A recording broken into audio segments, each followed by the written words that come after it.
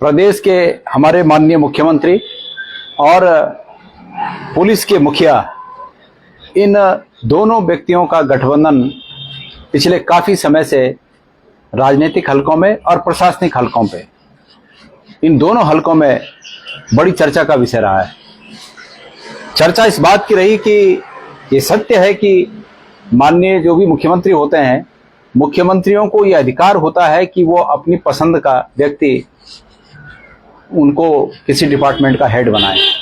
लेकिन उस डिपार्टमेंट का हेड बनने के लिए 1, 2, 3 लाइन में जो 3-4 लोग होते हैं उनमें से चयन होता है।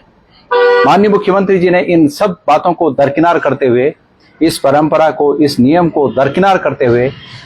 और काफी जूनियर, जो कि 3 लोगों में भी शामिल नहीं है, ऐसे जूनियर अफसर को पुलिस का मुखिया बनाया।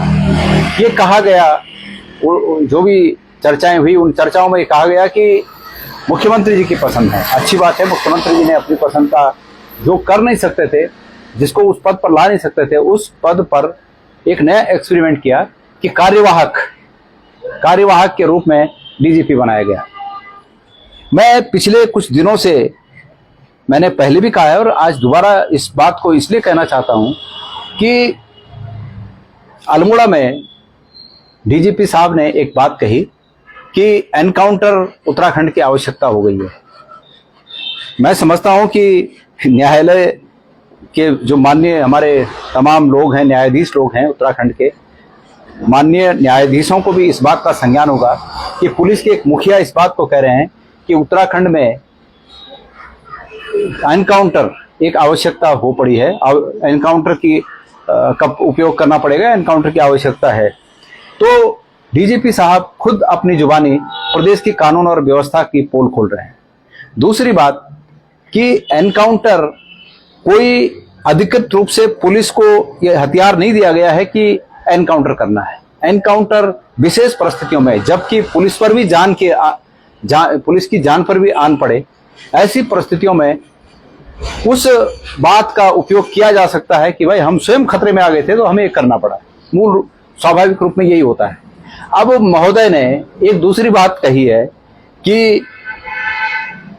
उन्होंने कहा कि एक विकलांग व्यक्ति आए और उन्होंने कहा कि मुझे लगता है कि वो विकलांग नहीं थे, लेकिन वो दोबारा अगर ऐसी हरकत कर देंगे तो हम उनको विकलांग बना देंगे। वाह भाई, माननीय मुख्यमंत्री जी, आपने अपनी पसंद के व्यक्ति को इस पद पर बिठाकर उत्तराखंड के हमारे कमजोर लोगों को,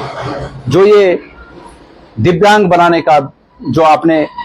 ऐसे व्यक्ति को आप लाए हैं कि जो दिव्यांग बनाने की मंशा रखता है, जो कह रहे हैं कि वो थे नहीं लेकिन मैं अगर दोबारा ऐसा करेंगे तो हम उनको दिव्यांग बना देंगे,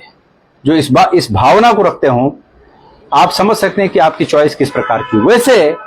मैंने जो पता किया, ये पता किया कि UPSC, union public service commission या संघ लोक सेवा आयोग जिसे कहते हैं, उन्होंने इस बात से नाराजगी जाहिर की, इस बात से नाइत्तफाकी रखी कि मुख्यमंत्री की इस मंशा को अमली जामा पहनाया जा सके कि महोदय डीजीपी के पद को सुशोभित करें, नियमित डीजीपी के पद को सुशोभित करें, और इस प्रस्ताव को खारिज कर दिया। और उत्तराखंड सरकार ने अब एक सीनियर ऑफिसर्स का 3 या 4 जो भी जितने भी नाम उसमें शामिल होते होंगे, उनका एक पैनल बना के यूपीएससी को भेज दिया है, यूनियन पब्लिक सर्विस कमीशन को भेज दिया कि इनमें से किसी एक व्यक्ति को इस पद पर बनाया जाना चाहिए। वैसे ये ऐसे मामलों में कुछ 5 या 6 स्टेटों को सुप्रीम कोर्ट ने भी करारी फटकार लगाई है कि नेता लोग अपने मनपसंदा कामों को कराने के लिए इस प्रकार के लोगों को ऊंचे पदों पर रखते हैं। इस पर भी फटकार लगी है। तो अब ऐसी स्थितियां हैं और धीरे धीरे भारतीय जनता पार्टी के शासित इस प्रदेश उत्तराखंड में लोगों को भारतीय जनता पार्टी की नियति साफ होती जा रही है। इनकी नियति क्या है, इनका मकसद क्या है? इनका मकसद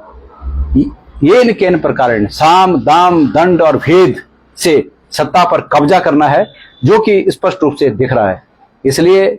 मुझे इस बात से सख्त नाइत्तेफाकी है कि ये अधिकार उत्तराखंड के पुलिस के मुखिया को नहीं है कि वो किसी कमजोर व्यक्ति को ये कहे कि अभी तो वो 40% दिव्यांग नहीं है, लेकिन अगर उन्होंने, जो व्यक्ति अपनी मांग को लेकर पुलिस के पास जा रहा है और उस व्यक्ति को ये कहे कि मैं इन्हें दिव्यांग बना दूंगा, ये मैं समझता हूं कि दुस्साहस है। और इस दुस्साहस का हम उत्तराखंड के लोग पुरजोर विरोध करते हैं और इसके लिए धामी जी का विरोध करना पड़ेगा, तो धामी जी का भी विरोध करते हैं। धन्यवाद।